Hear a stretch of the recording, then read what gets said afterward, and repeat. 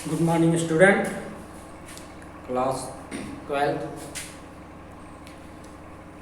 आप लोगों का टॉपिक चल रहा है कैटालिस्ट, उत्प्रेरण। उत्प्रेरण में आपको पढ़ना है, ध्यान दीजिएगा, उत्प्रेरण के प्रकार।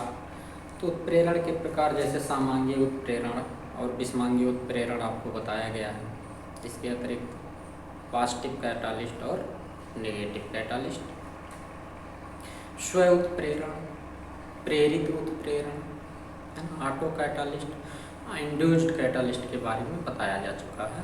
अब नंबर आता है आपका, ध्यान दीजिएगा, उत्प्रेरकों के लक्षण।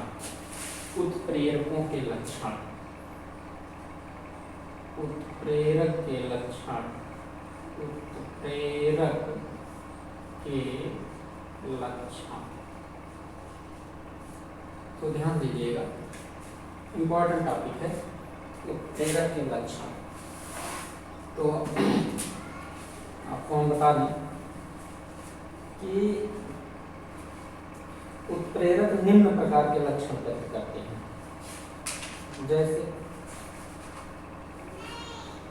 जैसे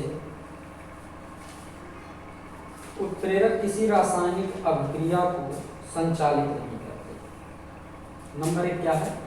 उत्प्रेरक किसी रासायनिक अभिक्रिया को संचालित नहीं करते। ध्यान दीजिएगा, जैसे कोई दो व्यक्ति आपस में लड़ाई कर रहे हैं या लड़ाई होने की संभावना व्यक्त हो रही है, आपस में झगड़ने की संभावना व्यक्त हो रही है, तो तीसरा कोई व्यक्ति उसमें कुछ कैटालिस्ट का कार्य करता है, यानी उसे प्रेरित करता है ऐसा काम करने के लिए। यदि वो दोनों व्यक्ति आपस में किसी भी कार्य को करने के लिए बुद्धिमानी का प्रयोग करते हैं तो तीसरे का कोई उसमें रोल नहीं रहेगा। ठीक उसी प्रकार रासायनिक अभिक्रिया कैटालिस्ट प्रारंभ नहीं करता है, रासायनिक अभिक्रिया को कैटालिस्ट नहीं प्रभावित करता या प्रारंभ करता है। जब वो रासायनिक अभिक्रिया होने लगता है तो उसी को कम या तेज कर देते हैं। दूसरा है उत्प्रेरक क्रिया के अंत में, यानी रासायनिक अभिक्रिया के अंत में अपरिवर्तित रहते हैं। उत्प्रेरक रासायनिक अभिक्रिया के अंत में अपरिवर्तित रहते हैं। ठीक। तीसरा लक्षण है उत्प्रेरक विशिष्ट होते हैं, अर्थात एक रासायनिक अभिक्रिया को संचालित करने के लिए एक ही प्रकार का उत्प्रेरक लगेगा, यानी सामान्यतः इनकी क्रिया विशिष्ट होती है, यानी भिन्न भिन्न उत्प्रेरक भिन्न भिन्न रासायनिक अभिक्रिया को संचालित करते हैं। अब जैसे आयरन है, आयरन अमोनिया बनने की रासायनिक अभिक्रिया को प्रभावित करेगा, ना कि हाइड्रोजन पेरोक्साइड के अपघटन की दर को प्रभावित करेगा। चौथा है उत्प्रेरक की सूक्ष्म मात्रा ही रासायनिक अभिक्रिया को संचालित करने के लिए पर्याप्त होता है। किसी भी रासायनिक अभिक्रिया को संचालित करने के लिए उत्प्रेरक की मात्रा उसकी क्रिया की गति को प्रभावित नहीं करता। सूक्ष्म मात्रा, थोड़ा सा ही होगा बहुत। पांचवा उत्प्रेरक रासायनिक साम्यावस्था को प्रभावित नहीं करता है। जैसा कि इसके पहले आपको बताया गया कि उत्प्रेरक जो होते हैं वो रासायनिक अभिक्रिया को प्रारंभ नहीं करते हैं। इसी प्रकार रासायनिक साम्यावस्था को उत्प्रेरक प्रभावित नहीं करते हैं। आगे बात समझ में, तो एक बार फिर से कैरेक्टरिस्टिक्स ऑफ कैटालिस्ट, उत्प्रेरक के लक्षण। पहला पॉइंट है उत्प्रेरक किसी रासायनिक अभिक्रिया को प्रारंभ नहीं करता। ठीक। दूसरा है उत्प्रेरक क्रिया के बाद मास और स्ट्रक्चर में अपरिवर्तित रहता है, यानी उसमें कोई परिवर्तन नहीं होता। तीसरा लक्षण है उत्प्रेरक विशिष्ट होते हैं, अर्थात एक रासायनिक अभिक्रिया के लिए एक ही उत्प्रेरक उपयोग में लाया जाता है, या फिर कह लो कि भिन्न भिन्न रासायनिक अभिक्रिया के लिए भिन्न भिन्न उत्प्रेरक की आवश्यकता होती है। जैसे हैबर विधि द्वारा अमोनिया बनने के लिए आयरन उत्प्रेरक कार्य करता है, लेकिन वही हाइड्रोजन पेरोक्साइड के अपघटन में आयरन का काम नहीं लगता। चौथा है उत्प्रेरक की बहुत सूक्ष्म मात्रा ही क्रिया को प्रभावित कर देता है, और पांचवा है उत्प्रेरक साम्यावस्था को प्रभावित नहीं कर पाता है, साम्यावस्था को प्रभावित नहीं करता। ये है उत्प्रेरक के लक्षण। तो आइए अब देखते हैं छठवां लक्षण। देखो, उत्प्रेरक की क्रिया एक निश्चित टेम्परेचर पर संपन्न होती है। जैसे कोई रासायनिक अभिक्रिया है, उसका टेम्परेचर 1000 कर दिया जाए और वह रासायनिक अभिक्रिया 400 डिग्री सेल्सियस पर संपन्न होगा। अब उसमें कैटालिस्ट लगाओगे तो कोई कार्य नहीं करेगा, यानी उत्प्रेरक की क्रिया एक निश्चित टेम्परेचर पर संभव है ना।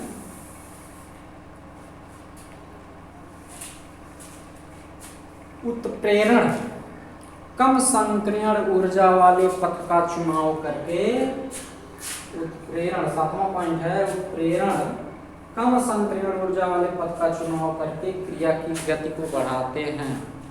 अब ध्यान दीजिएगा, जैसे उत्प्रेरण और संक्रियण ऊर्जा का क्या संबंध है, ध्यान दीजिए। एक्टिवेशन एनर्जी क्या होता है, संक्रियण ऊर्जा किसे कहते हैं?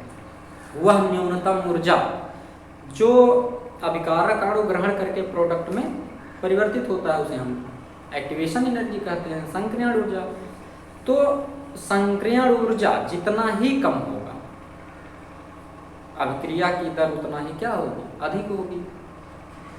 तो रेट ऑफ रिएक्शन, जैसे मान लिया आपको 35% नंबर पाना है पास होने के लिए, और कोई नियम लग जाए कि आपको 15% नंबर पाना है पास होने के लिए, तो 33% नंबर पाना थोड़ा कठिन है। 15% नंबर पाना आसान है, 15% बहुत कम है, यानी संक्रियण ऊर्जा कम हुआ तो रेट ऑफ रिएक्शन बढ़ गया। रेट ऑफ रिएक्शन बढ़ गया माने यदि कोई बच्चा 33% नंबर के काबिल पढ़ाई नहीं करता तो फेल हो जाएगा, लेकिन जैसे ही 15% नंबर उसे लाना होगा वह तुरंत पास हो जाएगा, यानी प्रोडक्ट में परिवर्तित हो जाएगा।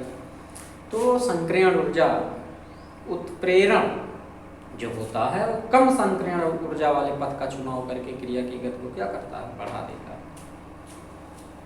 अब ध्यान दें, अब नंबर आता है प्रमोटर। देखो प्रमोटर क्या होता है, प्रमोटर, प्रमोटर माने होता है वर्धक। प्रमोटर मीन्स क्या होता है, वर्धक।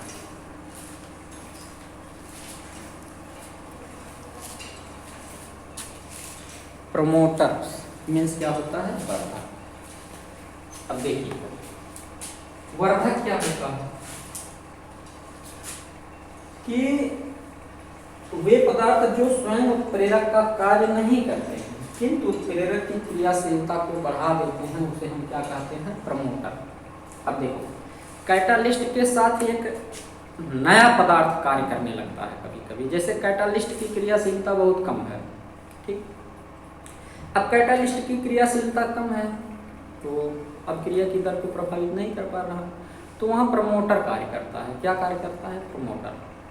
तो प्रमोटर क्या होता है, किसी रासायनिक अभिक्रिया में उपस्थित हुआ पदार्थ जो उत्प्रेरक की क्रियाशीलता को बढ़ा देता है किंतु उत्प्रेरक का कार्य नहीं करता है, उसे हम क्या कहते हैं, प्रमोटर। जैसे हाइबर विधि द्वारा अमोनिया आप लोग बनाते हो तो इसमें आयरन भी है और मॉलिब्डेनम भी है और बनाता है अमोनिया। तो यहाँ आयरन की क्रियाशीलता यानी आयरन अभिक्रिया की दर को प्रभावित नहीं कर पाता, फिर भी मॉलिब्डेनम जो है आयरन की क्रियाशीलता को बढ़ा देता है। तो यहाँ मॉलिब्डेनम जो है आयरन की क्रियाशीलता को क्या किया, बढ़ा दिया, और आयरन की क्रियाशीलता को बढ़ाने का मतलब मॉलिब्डेनम किसका कार्य करेगा, वर्धक का कार्य करेगा। किसका कार्य करेगा, वर्धक।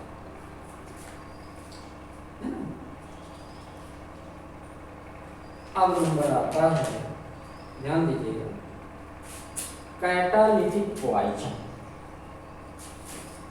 क्या होता है, कैटालिटिक पॉइजन माने उत्प्रेरक विष। ध्यान दीजिए, अब नंबर आता है उत्प्रेरक विष, catalytic poison, catalytic lytic poison. नहीं होती। क्या होता है कैटालिटिक पॉइजन? तो वे पदार्थ जो स्वयं उत्प्रेरक का कार्य नहीं करते किंतु उत्प्रेरक की क्रियाशीलता को नष्ट कर देते हैं, उसे हम कहते हैं उत्प्रेरक। क्या कहते हैं? उत्प्रेरक। जैसे हाइड्रोजन और ऑक्सीजन की क्रिया से जल बनता है, ठीक। तो यहाँ प्लेटिनम जो है कैटालिस्ट है, लेकिन कोबाल्ट जो है पॉइजन है। क्या है? पॉइजन। क्यों? ध्यान देखो, हाइड्रोजन और ऑक्सीजन की क्रिया से जल बना। अब जल बनने में प्लेटिनम उत्प्रेरक का कार्य कर रहा है, लेकिन कोबाल्ट प्लेटिनम की क्रियाशीलता को क्या किया? नष्ट कर दिया। इस प्रकार कोबाल्ट क्या हो गया? Catalytic poison. Catalytic poison. इसी प्रकार N2 प्लस 3H2 से क्या बनता है? 2NH3। यहाँ आयरन क्या है? उत्प्रेरक है, लेकिन हाइड्रोजन सल्फाइड क्या है? विष है। उत्प्रेरक विष है। क्यों?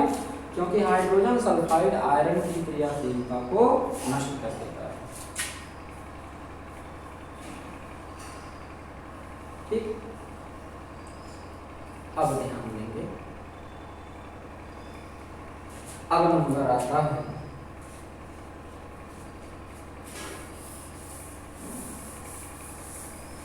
अब हम आपको बताने वाले हैं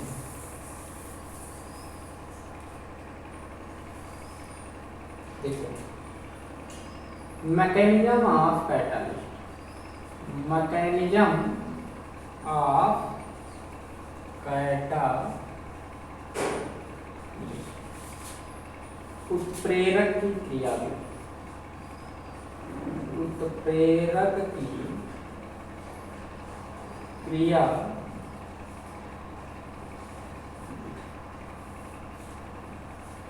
देखो, उत्प्रेरक की क्रिया विधि क्या?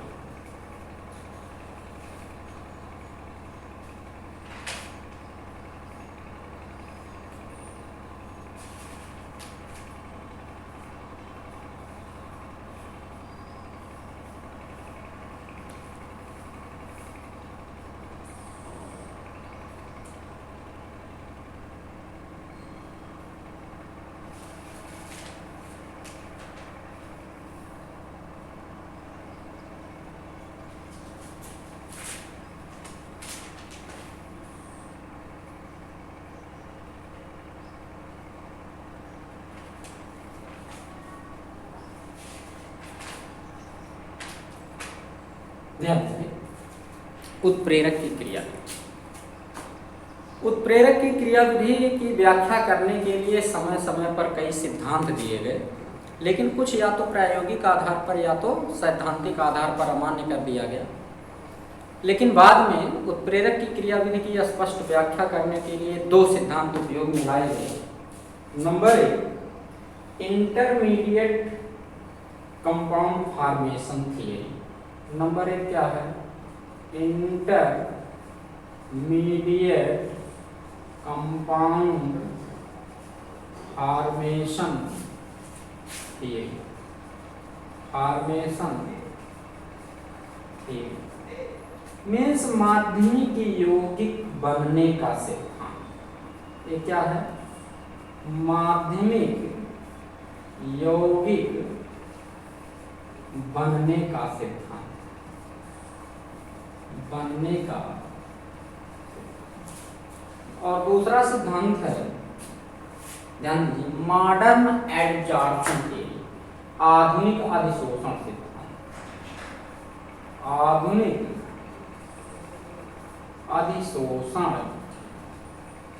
सिद्धांत।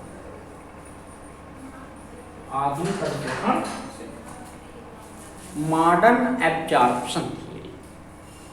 तो आइए देखते हैं दोनों सिद्धांत से उत्प्रेरक की क्रिया, फिर आपको बताएंगे अगला टॉपिक। तो पहले हम आते हैं माध्यमिक यौगिक का बनना।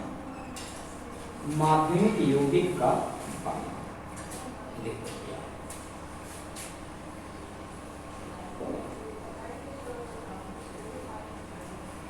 देखो माध्यमिक यौगिक किस सिद्धांत पर कार्य करता है जिसके दो स्टेप।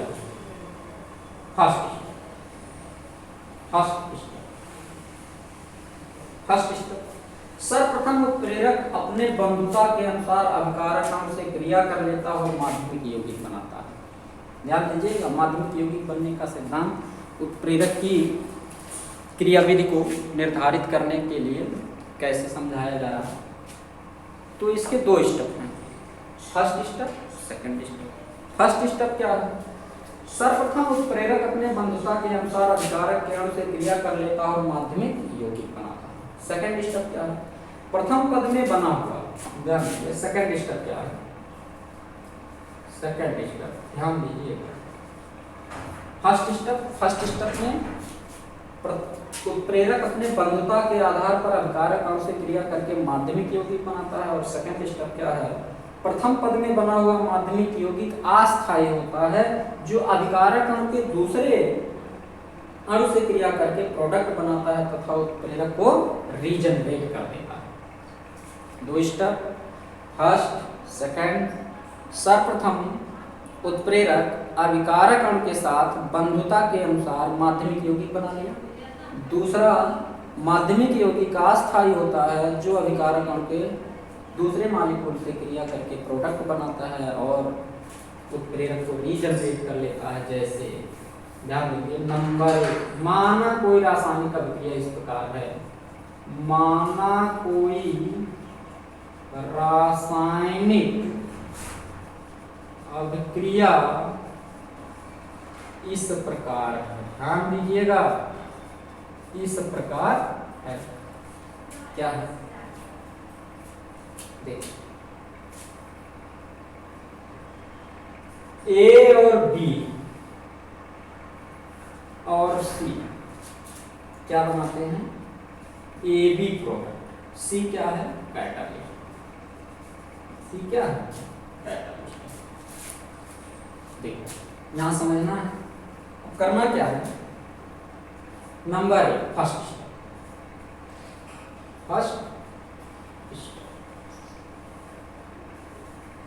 फर्स्ट स्टेप में क्या होता है? देखो यह ए है, यह बी है। पहला स्टेप क्या है? सर्वप्रथम उत्प्रेरक अभिकारक अणु, एक अभिकारक अणु से क्रिया करके अस्थायी यौगिक बनाता है। फिर अस्थायी यौगिक इंटरमीडिएट कंपाउंड होता है जो पुनः दूसरे अणु से क्रिया करके प्रोडक्ट बनाता है और उत्प्रेरक को रीजनरेट कर देता है। तो पहले ए कैटालिस्ट, देखो कैटालिस्ट सी से क्रिया किया, क्या बनाया? ए सी। ध्यान दीजिए, ए सी। ये क्या है? माध्यमिक यौगिक। माध्यमिक यौगिक, क्लियर? अब दूसरा स्टेप क्या है? ध्यान दीजिएगा, ए सी अभिकारक बी से क्रिया किया और बनाया क्या? A B. और सी को क्या किया? रीजनरेट कर दिया। ये बन गया आपका क्या? प्रोडक्ट। क्या बन गया? प्रोडक्ट। क्या बन गया? प्रोडक्ट। ठीक है, अब आइए देखते हैं, एक एग्जांपल देखते हैं। एग्जांपल देखते हैं।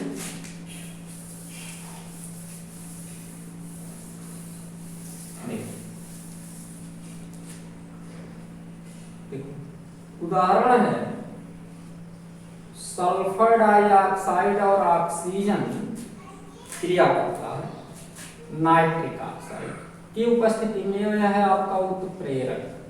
क्या है? उत्प्रेरक। ठीक, और बनाया क्या? Sulphur trioxide. बहुत सिंपल की बात। क्या बना लिया? Sulphur trioxide. अब ध्यान दें, इसको मान लो ए, इसको मान लो बी, इसको मान लो सी। नाइट्रिक ऑक्साइड को क्या माना आपने? सी। ऑक्सीजन को क्या माना? ए, और ये क्या है? बी। चलिए प्रथम पद, फर्स्ट स्टेप ध्यान, ए और सी क्रिया किया यानी NO और O2 क्रिया किया। तो यह देखो कैसे बनाया है, देखिए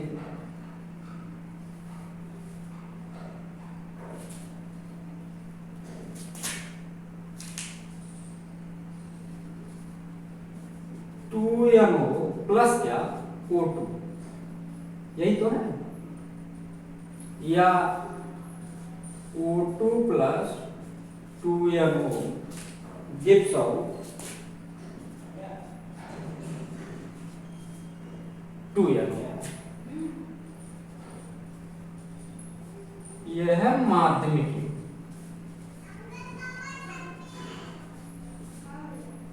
क्या है माध्यमिक युग्म। देखो A C से क्रिया किया, पहले भी किया था। अब ये 2NO2 माने माध्यमिक यौगिक, सेकंड स्टेप में देखना, माध्यमिक यौगिक, माध्यमिक यौगिक किससे क्रिया करेगा, सल्फर डाइऑक्साइड से या सोडियम से। यही तो B है। अब देखो B अभिकारक मानो माध्यमिक यौगिक से क्या किया, क्रिया किया, तो बनाया क्या 2SO3 प्लस क्या 2NO को क्या किया, रीजनरेट कर दिया, है ना।